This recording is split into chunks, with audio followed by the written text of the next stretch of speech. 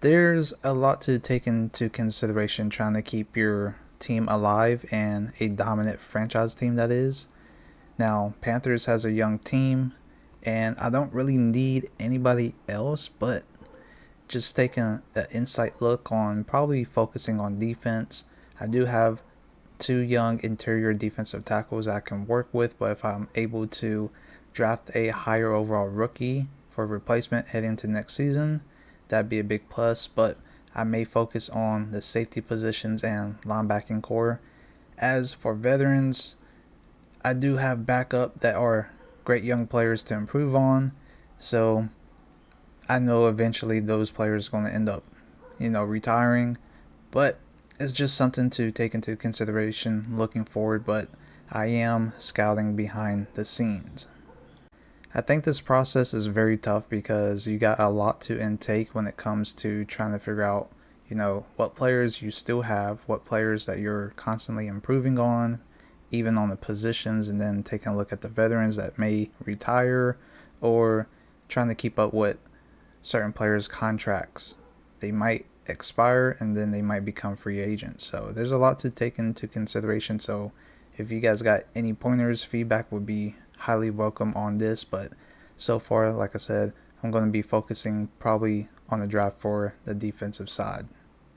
Our week 3 matchup is going up against the 0-2 Cardinals. Their top threat for offense is David Johnson, their running back. Their offense is a 77 overall. They are 25th in the league for passing yards and 6th in rushing yards, so they are dominating the ground game. Their offense is kind of balanced. They pass for 45% and they run for 55%, mostly between outside and inside zone. They're kind of equal at 22%. So this was kind of a tough decision trying to figure out the game plan heading into this match. Now, of course, every single game is different, but if you're able to game plan just based off, their tendencies, it's a big help. And it does help when it comes down to what they're good at doing. So, in this case, our defensive game plan is trying to defend the inside run. Last game, we ended up focusing on defending the outside. So this game we're going to be defending the inside run and see how we would do. So their defense is a 81 overall. They're ranked 20th in sacks and 24th in interceptions. Their top threat is Patrick Peterson at cornerback. I'm expecting him to be manned up or, in the vicinity guarding Dez Bryant, as Dez Bryant has been going off for us in the past 2 games. So the Cardinals runs a 3-4 base defense. Their tendencies is focused on zone blitz for the most part, which is 49% of their defense.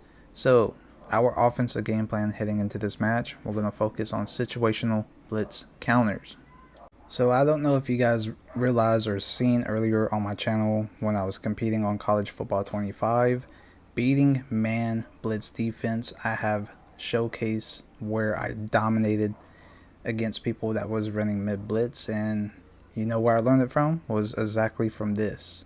Now, of course, the football knowledge kicks in as well, but based off the gameplay mechanics, doing this in Madden 20 really helped me figure out a better way to dominate against people that constantly do the man blitz, 0-man defense blitz, and things of that sort. So for those that don't know really how to beat it, I recommend pausing the video, reading these things on how to beat man blitz defense, because a lot of people still to this day does not know how to do that when playing college football or Madden 25. It's kind of crazy, right?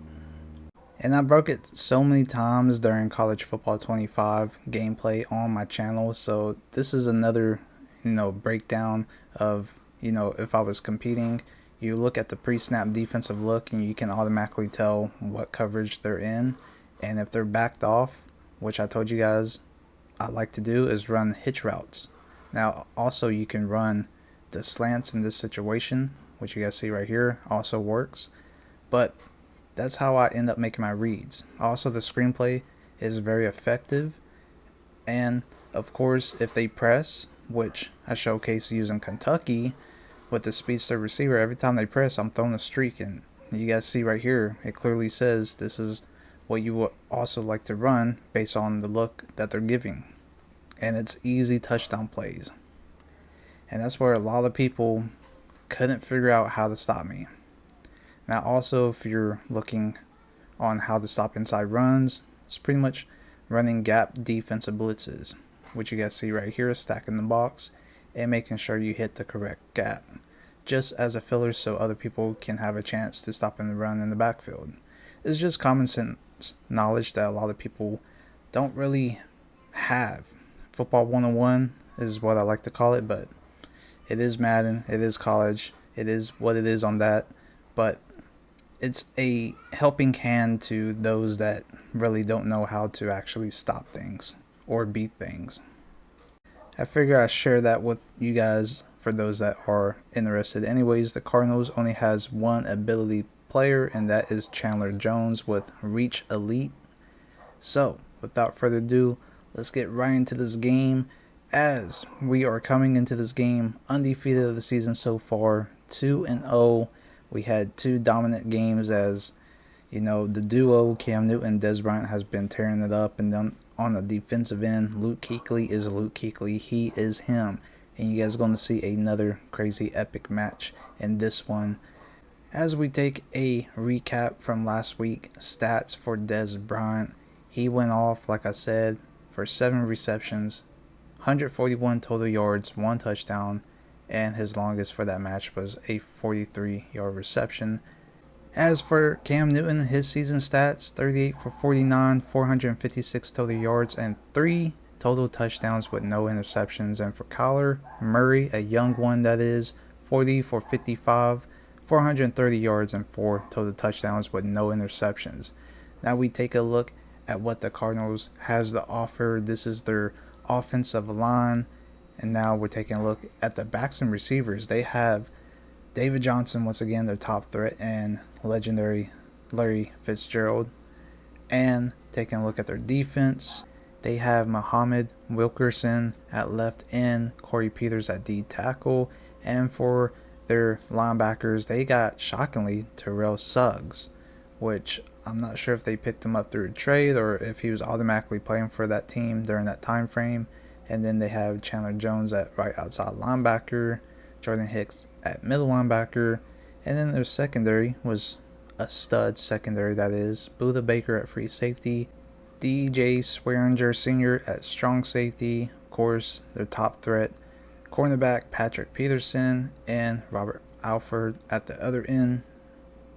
So, let's get right into this match, and you guys are going to see right off the bat, we start first possession of the game, and what are they going to do? Zone blitz our offense, and on a play action fake, Cam Newton gets hit, fumbles the ball, and we was fortunate enough to recover it. But you guys see it right there where the game planning actually matters, and it goes to showcase right off the bat what they like to do.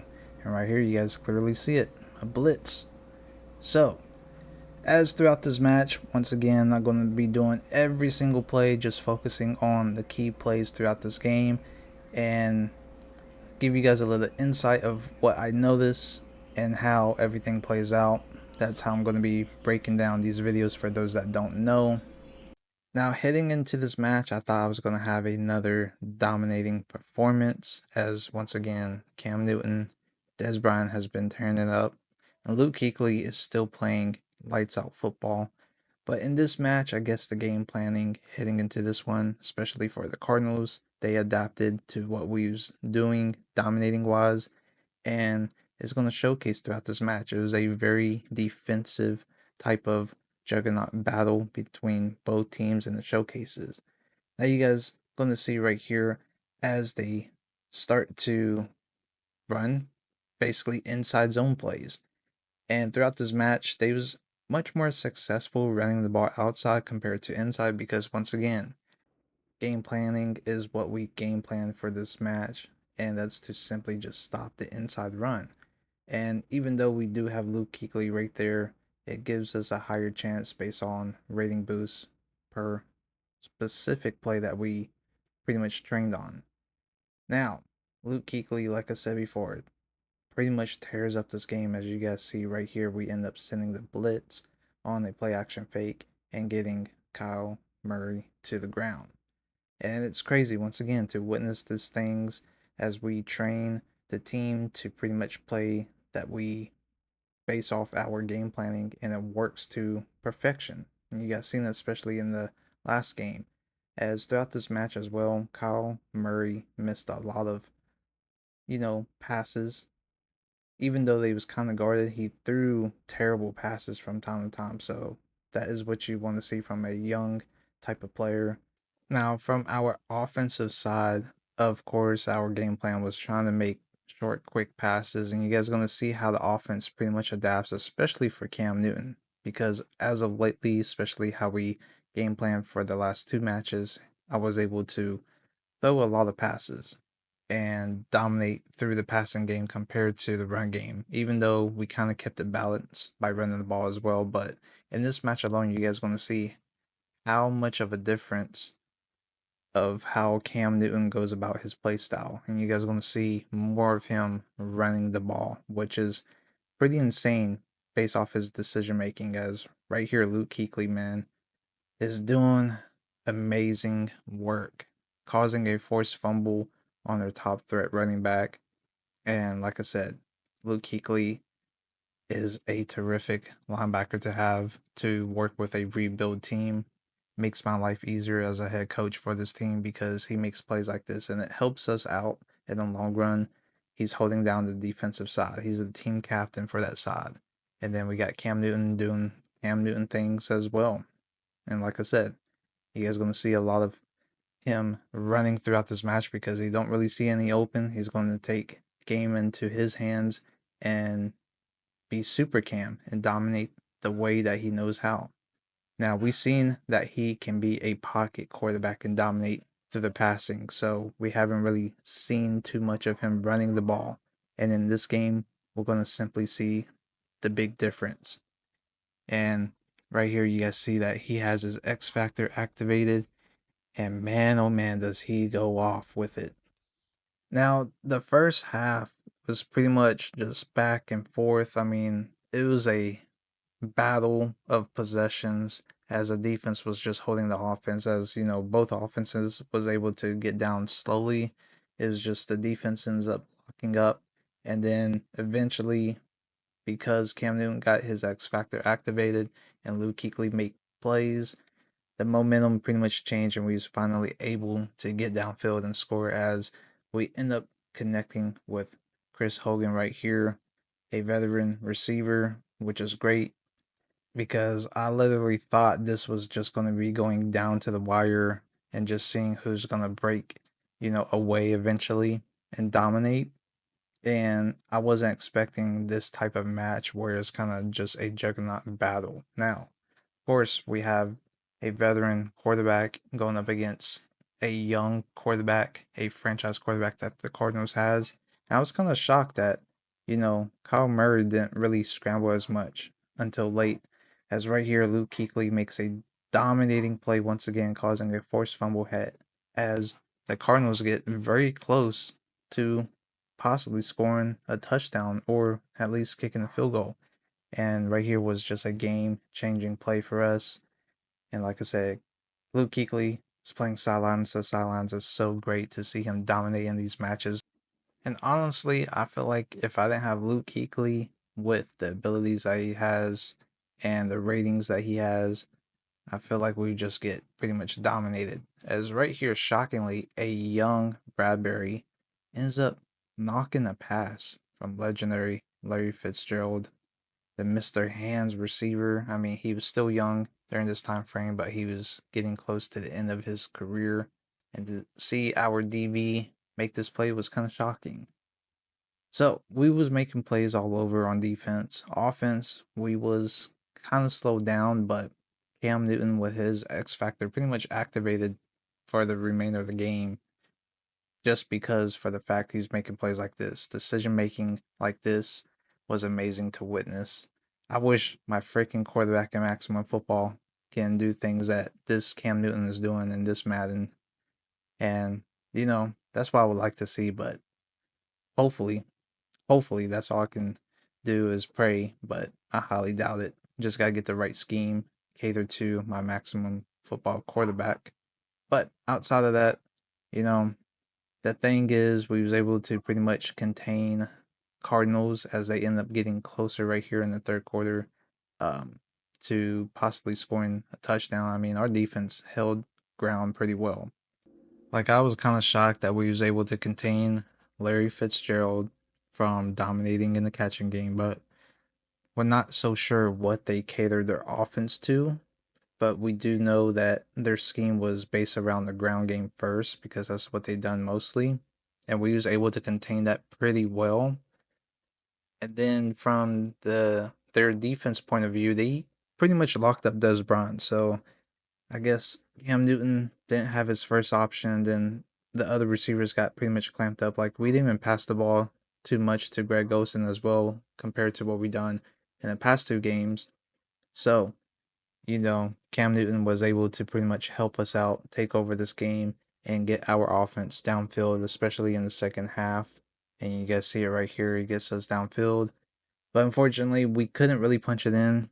Cardinals' red zone defense was pretty tough, and they do end up holding us here to a field goal as Cam Newton tried to fit through and he got stuffed, which I was kind of shocked. I thought he would have broke the tackle because he does have Freight Train as his X Factor ability, but it was still activated. He didn't lose yards, so thank God it didn't get deactivated, and we was able to get some points out of this drive. Now, it came down to, well, Cardinals still has a chance.